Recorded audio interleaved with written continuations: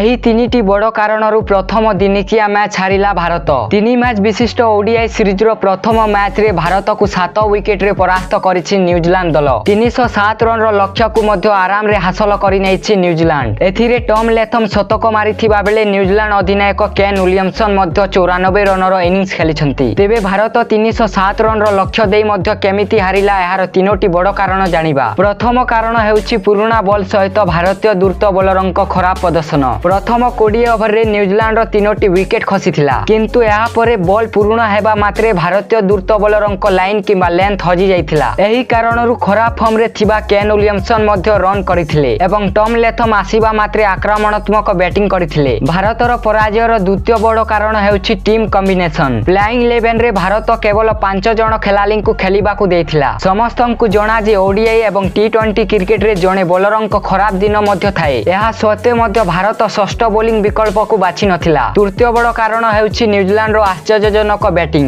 ନ୍ୟୁଜିଲାଣ୍ଡର ଚମତ୍କାର ବ୍ୟାଟିଂ ମଧ୍ୟ ଟିମ୍ ଇଣ୍ଡିଆର ପରାଜୟର କାରଣ ଥିଲା। ଟମ୍ ଲେଥମ୍ ଏକ ଚମତ୍କାର ଶତକ ହାସଲ କରିଥିଲେ। ବାମହାତୀ ବ୍ୟାଟ୍ସମ୍ୟାନ୍ ଟମ୍ ଲେଥମ୍ ମାତ୍ର 76 ବଲ୍ରେ ଶତକ ମାରିଥିଲେ। ଅଧିନାୟକ କେନ୍ ୱିଲିୟମସନ୍ଙ୍କ ସହ 200ରୁ ଅଧିକ ରନ୍ର ଭାଗିଦାରୀ କରି ଭାରତକୁ ପରାସ୍ତ କରିଥିଲେ।